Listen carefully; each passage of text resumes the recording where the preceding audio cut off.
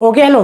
तो हमारा chapter complete हो चुका है इलेक्ट्रिसिटी। आज कुछ हॉट्स करेंगे। हॉट्स मतलब बहुत ज्यादा मुश्किल नहीं होंगे बट अच्छे क्वेश्चंस होते हैं, ठीक है ना। बहुत ही ज्यादा मुश्किल तो नहीं होंगे। तो अब इस क्वेश्चन को देखते हैं। ये क्वेश्चन बड़ा ही सिंपल सा है। इसमें क्या बोला है, the potential difference between terminal of a electric heater is 60 volts. अगर शुरुआती केस में जो हमारे पास पोटेंशियल डिफरेंस की वैल्यू है वो कितनी है, 60 वोल्ट्स है, और उस समय जो वो करंट ड्रॉ कर रहा है उसकी वैल्यू कितनी है, हमारे पास 6 एम्पियर है, 4 एम्पियर है, ठीक है। अब उससे ये बोला जा रहा है कि अगर मान लो मैं वोल्टेज को बढ़ा के कितना कर दूं, 120 वोल्ट्स कर दूं। अगर मैं वोल्टेज को बढ़ा दिया और 120 वोल्ट्स कर दिया, और अगर इस केस में हमारे पास जो करंट की वैल्यू होगी वो क्या होगी। अब इसको निकालने के लिए तुम सिंपल, ज्यादा कुछ तुम्हें नहीं करना, तुम्हें सिर्फ और सिर्फ पता होना चाहिए क्या, ओहम्स लॉ। अब ओहम्स लॉ पता होगा तुम आराम से इस क्वेश्चन को सॉल्व कर सकते हो। क्या तुम्हें ये बात पता है, V इज इक्वल्स टू क्या होता है, आई आर होता है। अब तुम V की वैल्यू चेंज कर रहे हो, I की वैल्यू चेंज होगी, बट एक जो चीज है वो चेंज नहीं होगी, और वो क्या है, रेजिस्टेंस। रेजिस्टेंस की वैल्यू यहां पे भी और यहां पे भी, दोनों केस में क्या रहने वाली है, सेम रहने वाली है। क्यों? क्योंकि देखो कोई भी मटेरियल तुम ला रहे हो उसका रेजिस्टेंस की वैल्यू किन किन बातों पे डिपेंड करती है, मैंने तुम्हें बता रखा है। अब यहां पे वो एक ऐसा मटेरियल है जिसका रेजिस्टेंस फिक्स रहेगा, चेंज नहीं होगा। तो यहां पे अगर तुम्हें रेजिस्टेंस किसी तरीके से पता चल जाए, मतलब कैसे, V is equals to I R, और R इज इक्वल्स टू क्या हो जाएगा, V बाय I हो जाएगा। V की वैल्यू हमारे पास कितनी है, 60, और I की वैल्यू कितनी है, 4। डिवाइड करेंगे तो कितना आ जाएगा, 1 और 25 कितना आ गया, ये हमारे पास 15 ओम आ गया। तो रेजिस्टेंस की वैल्यू आ गई 15 ओम, और इसी रेजिस्टेंस की वैल्यू यहाँ पे हम सेम यूज कर सकते हैं, क्योंकि रेजिस्टेंस की वैल्यू चेंज नहीं होगी, चाहे तुम कितना भी वोल्टेज बढ़ा लो, चाहे कितना भी करंट बढ़ा लो, चेंज कर लो, उसकी वैल्यू चेंज नहीं होगी। तो अब यहाँ पे वही V इज इक्वल्स टू क्या होगा, आई आर। अब V की वैल्यू हमारे पास तो इस बार केस में कितनी है, 120। I की वैल्यू हमें निकालनी है, और R की वैल्यू कितनी है, 15। डिवाइड करेंगे 120 अपॉन में 15, कितना आएगा आंसर, तो आंसर हमारे पास कितना आएगा, 8 एम्पियर। और ये लॉजिकली भी ठीक है कि हमारे पास जब 60 वोल्ट था तो करंट हमारे पास 4 एम्पियर था, तो जब 120 वोल्ट, मतलब इसको मैंने कितने टाइम से बढ़ा दिया, 2 टाइम्स से बढ़ा दिया, तो करंट की वैल्यू भी क्या हो जाएगी, 2 टाइम्स से बढ़ जाएगी, और कितना आ जाएगा, 8 एम्पियर आ जाएगा। और ये सिंपल लॉजिक है। क्यों? क्योंकि हमें ओहम्स लॉ में ये बात तो पक्का सिखाई गई है कि voltage is directly proportional to current, ठीक है। Potential difference is directly proportional to current. तो यानी इसको सॉल्व करना कोई बहुत मुश्किल नहीं था। तो हालांकि ये क्वेश्चन मुश्किल नहीं है, बट फिर भी इसके पीछे एक छोटा सा कंसेप्ट लगता है, अगर नहीं पता होगा तो करने में प्रॉब्लम हो सकती है। अच्छा, जो नेक्स्ट क्वेश्चन है वो क्या है, हमें V और I का एक ग्राफ दिया हुआ है। अब इस VI का ग्राफ दिया हुआ है, और हमारे पास 3 डिफरेंट रेजिस्टेंस है, R1, R2 और R3। हमसे पूछा है कि इनमें से किसकी वैल्यू सबसे ज्यादा होगी, मतलब R1, R2 और R3 में सबसे ज्यादा रेजिस्टेंस किसका होगा और सबसे कम रेजिस्टेंस किसका होगा, ये तुम्हें बताना है। वैल्यू नहीं बतानी है, सबसे ज्यादा सबसे कम बताना है बस। ये चीज बताने के लिए तुम्हें क्या करना पड़ेगा, ये जो हमारे पास पोटेंशियल, मतलब ये जो ग्राफ है, इसकी थोड़ी सी तुम्हें नॉलेज होनी चाहिए। क्या मतलब है इसका, मतलब कहने का मतलब, देखो किसी भी ग्राफ को समझने के लिए ना उसमें 2 चीजें होती हैं, एक तो उसका एरिया और दूसरा होता है उसका स्लोप। अब एरिया क्या होता है तुम्हें याद है, अच्छी बात, नहीं याद कोई बात नहीं, अभी स्लोप पे ध्यान दो। ये जो स्लोप होता है एक तरीके से ढलान होती है। ये जो हमने लाइन खींची, ये मैं जितना ऊपर की तरफ खींच दूंगा, इसको मैं जितना ऐसे खींच दूंगा जितना, तो स्लोप इसका बढ़ गया। इसको मैंने और खींचा, इसका और बढ़ गया। मतलब एक तरीके से जब तुम साइकिल चढ़ाते हो कहीं पे या फिर उतारते हो, उसमें स्लोप होता है ना, ढलान होती है, ये भी वैसा ही है। तो जितना जितना तुम उसको ऊपर बढ़ाते जाओगे ढलान बढ़ती जाएगी। अब यहाँ पे कंसेप्ट क्या आता है, अगर इस ढलान की वैल्यू तुम्हें निकालनी है तो तुम्हें करना क्या पड़ता है, यहाँ पे लिखी हुई वैल्यू और यहाँ पे लिखी हुई वैल्यू को क्या करना होता है, डिवाइड करना होता है। जैसे ही तुम यहाँ पे लिखी और यहाँ पे लिखी वैल्यू को डिवाइड करोगे, तुम्हारे पास इस ढलान की वैल्यू आ जाएगी, स्लोप की वैल्यू आ जाएगी।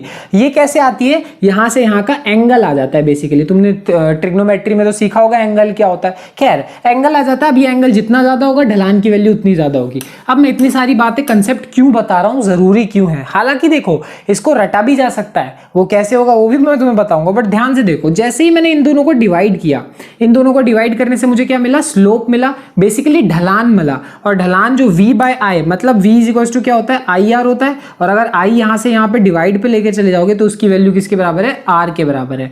यानी यहाँ पे जो स्लोप है वो हमें क्या देगा, रेजिस्टेंस देगा। ढलान की वैल्यू क्या देगी, रेजिस्टेंस देगी। अब तुम्हें साफ साफ दिख रहा है, जितना नीचे होगा स्लोप उतना कम, ढलान उतना कम, और रेजिस्टेंस की वैल्यू भी उतनी ही कम होगी। और यहां से जितना ज्यादा ऊपर ऊपर ऊपर ऊपर ऊपर जाते रहोगे, स्लोप की वैल्यू उतनी ज्यादा, ढलान की वैल्यू उतनी ज्यादा, और रेजिस्टेंस की वैल्यू उतनी ही ज्यादा अपने अपने आप होती चली जाएगी। तो इतनी कहानी जो मैंने बताई वो तुम्हें एग्जाम में लिखने की जरूरत नहीं है, तुम्हें सिर्फ इतना लिख देना है कि ये जो हमारे पास R1 है, इस R1 की वैल्यू सबसे ज्यादा होगी और फिर R2 की होगी और सबसे कम R3 की वैल्यू होगी। क्यों? क्योंकि जो स्लोप है R1 का वो सबसे ज्यादा है और R3 का स्लोप सबसे कम है। बस ये चीज तुम्हें पता होगी तो मोर देन इनफ है, तुम्हें इतनी एक्सप्लेनेशन देने की जरूरत नहीं है जो मैंने दी, वो तो तुम्हें समझाने के लिए मैंने बोला। बाकी इसको रटने का भी एक तरीका होता है, लोगों ने बनाया, बाकी तुम्हारी मर्जी। मैं नहीं चाहता कि तुम रटो, बट फिर भी मैं बता ही देता हूं। क्या है कि जब भी ये लाइन खींची है तो लोग लॉजिक लगाते हैं, सिंपल सही है कि जो V के पास ज्यादा लाइन होगी, V के पास जितनी लाइन ज्यादा होगी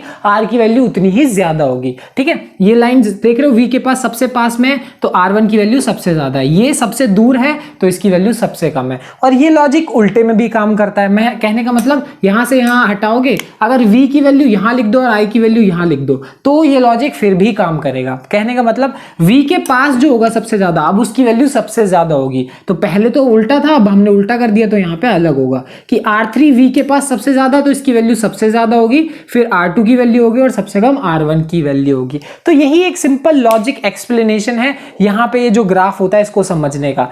इसको लॉजिकली समझोगे तो ज्यादा अच्छा रहेगा, रट लोगे तो भी काम चल जाता है बट ये सिर्फ अभी चलेगा, आगे ऐसे बहुत सारे ग्राफ होंगे तो कितने ग्राफ रटोगे, इसीलिए रटो मत, समझो। तो आज का आखिरी क्वेश्चन, और ये भी अपने आप में बहुत इंपॉर्टेंट क्वेश्चन है। यहाँ ये बोला है an electric bulb is rated 10 watts and 220 volts. अच्छा, एक बल्ब को हमने रेट किया है, कितना रेट किया हुआ है 10 वॉट्स और इसमें 220 वोल्ट्स। ठीक है, how many bulbs can be connected in parallel, इनको हमने पैरेलल में कनेक्ट करना है बहुत सारे बल्ब्स को। ठीक है, ओके, यहां से बहुत सारे कनेक्ट करते चले जाएंगे। यहां ये बोला है कि अच्छा 220 वोल्ट्स की सप्लाई लाइन में अगर मैक्सिमम करंट जो कि हो सकता है पॉसिबल वो कितना है 5 एम्पियर। कहने का मतलब एक बल्ब जो है वो कुछ करंट लेगा, है ना, जैसे एग्जांपल के तौर पे लाइक उसका बल्ब का पावर कितना है 10 वॉट। ठीक है, और उसका जो वोल्टेज है वो कितना है 220 वोल्ट्स। ठीक है, अब यहां से अगर तुम मान लो करंट निकालना चाहो किसी एक के लिए, है ना, सिर्फ एक बल्ब के लिए करंट निकाल लो तो P is equals to V into I formula होता है, V इंटू आई, और I इज इक्वल्स टू क्या हो जाएगा P बाय V। P की वैल्यू कितनी है 10 और V की वैल्यू कितनी है 220, यानी एक बल्ब जो है वो इतना करंट लेगा। तो दो बल्ब कितना लेंगे, इसको 2 से मल्टीप्लाई कर देंगे, तीन बल्ब इस 3 से मल्टीप्लाई कर देंगे।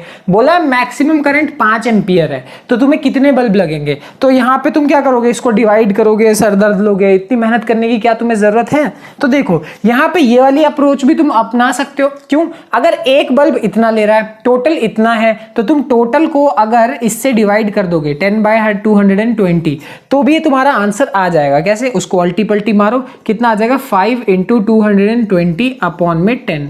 ठीक है, 5 के टेबल में 2 बार में और इसके टेबल में 100। ठीक है, यानी अगर एक बल्ब इतना ले रहा है तो 110 बल्ब लगेंगे तब जाके वो 5 एम्पियर करंट को ले पाएंगे, ये कहने का मतलब है। तो एक तो ये तरीका है सॉल्व करने का, हमने एक बल्ब के करंट की रिक्वायरमेंट निकाल ली। दूसरा तरीका भी है, यहाँ पे हमें ज्यादा मेहनत करने की जरूरत नहीं है। तो इसके लिए दूसरा तरीका सिंपल ये है कि तुम पूरे सर्किट का पावर निकाल दो, power is equals to V into I. पूरे सर्किट के लिए वोल्टेज की वैल्यू है 220 और करंट की वैल्यू हमें बोल रखी है कि मैक्सिमम करंट 5 होगा। यहां से अगर तुम टोटल निकालोगे तो कितना आ जाएगा 100 इतना वॉट।